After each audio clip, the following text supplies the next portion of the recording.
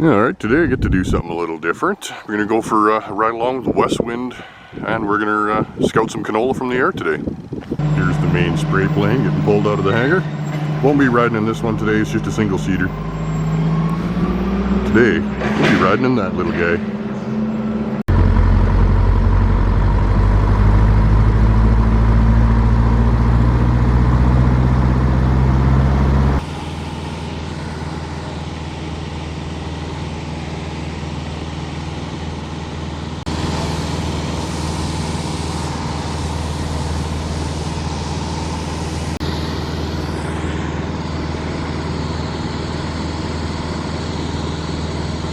Hi, I'm Nathan. I'm with Westwind Air Spray. We own and operate it here out of the Lethbridge Airport. We service the surrounding areas all the way up to Pitcher Butte, Warner, Cardston, over to Claresholm and Carmangay as well. And this time of year we're busy doing pre-harvest work for guys, either on peas, lentils, or canola. We can do Regone or Roundup and heat combinations out of the airplane as well. The airplane is just one more tool for you guys to kind of have in your shed, and it saves you getting the sprayer out when you're busy this time of year, looking after other things, trying to get the combine ready and getting out there doing some harvest work. So we're here to help with whatever you guys need. You can get a hold of us at our phone number 403-327-7426, or the local retails around. We work pretty close with Lyle and Harv over at Agro Plus. You can get a hold of us through them as well. This was coordinated between Nathan and I. We had full communication link the whole time. He knew exactly where I was.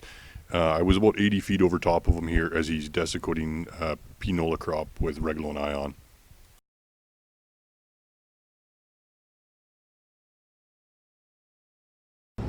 Here's something we see quite commonly in corn. This is called tassel ear.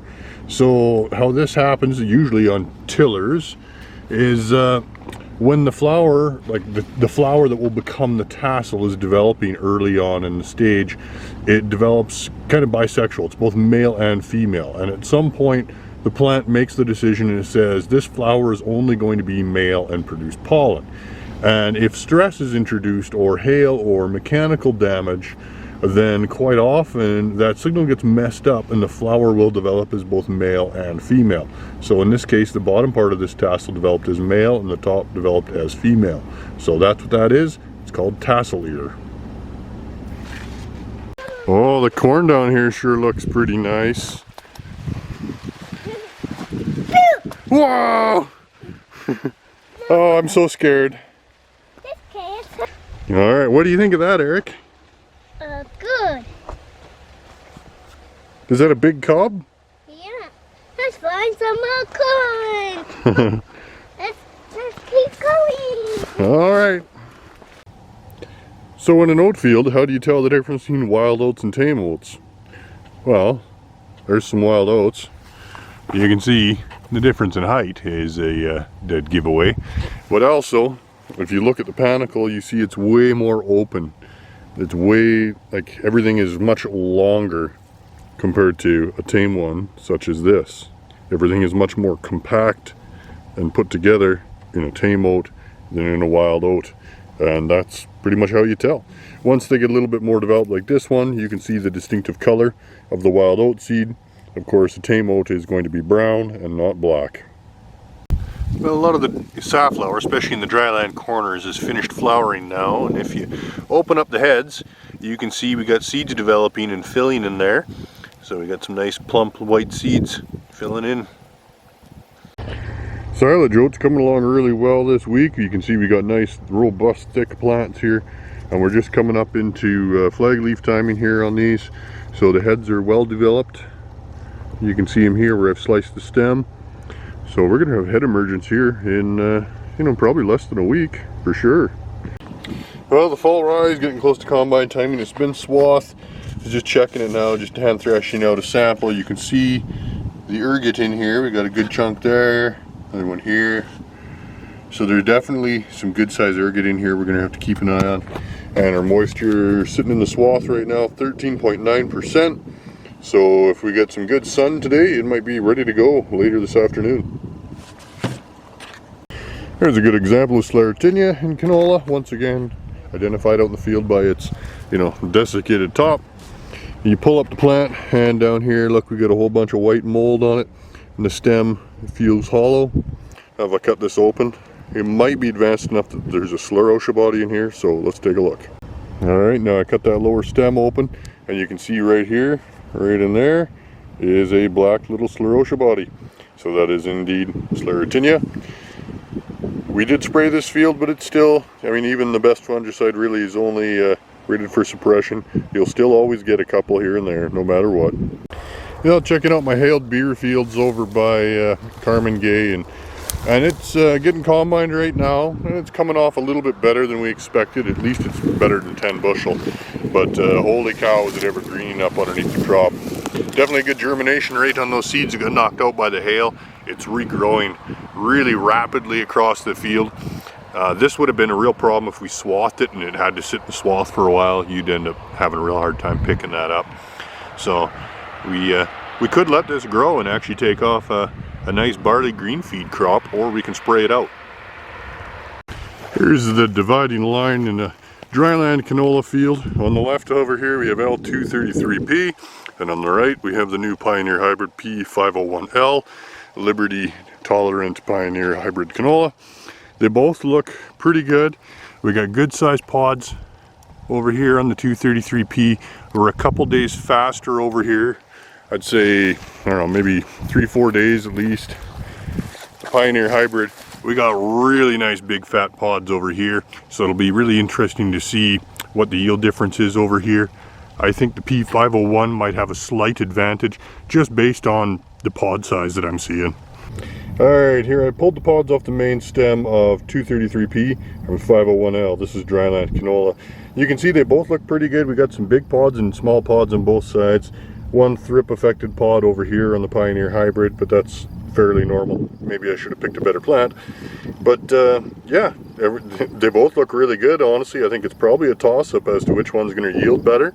I would say on average these pods are probably a hair longer. They might have 5% more seed per pod, so that might make a difference in the end, but I guess we'll see when the combines run over it. Alright, down by McGrath right now. It's kind of a rainy Thursday morning down here. Just checking swath timing on this canola field. This is L252, a swathing variety. No pod shatter technology in here. And you can see some of these plants still have a little bit of an overall green appearance here. We still even have leaves on here, but when you check the main stem, we got really good color change. We're about 75% of the way up, and then we have some modeling color change. And yeah, even at the very top you can see a little bit of color change in there. So we are at swath timing here, and I believe the swathers are going to be here in about 10 minutes. And it's a good time to do it because it's raining, so we won't have to worry too much about shelling out some of these more mature plants. Here's something you don't see every day, a bee swarm stuck on a fence post. So somewhere underneath there must be a queen that they're all trying to protect. Just checking out what's in the warehouse today, and it looks like Harv's brought in a whole pile of Edge and Avadex. So we have that in stock when you need it.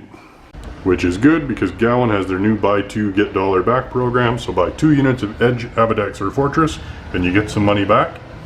Brevant also has their fall pre-seed offer on, so buy your pre-seed products between August 1st and September 13th and you save 6%. Add some Brevant seed to that and you get an additional 4%. And of course, thanks for supporting your independent retail. For those of you that have never used the MST&T cleaner product, we're just going to do a quick demonstration here at the shop. I brought my work truck as dirty as I could possibly get it today, and Kirsten is going to give it a foam and a wash, and we're going to see how well it works.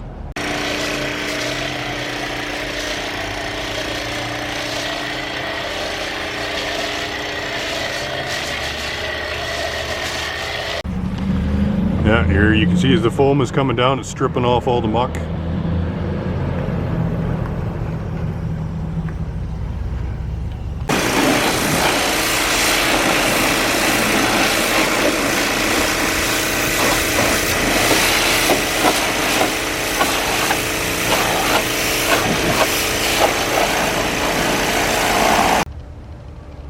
job this sorry bastard did to get a Employee of the Month award, but I hope he gets a bonus for it.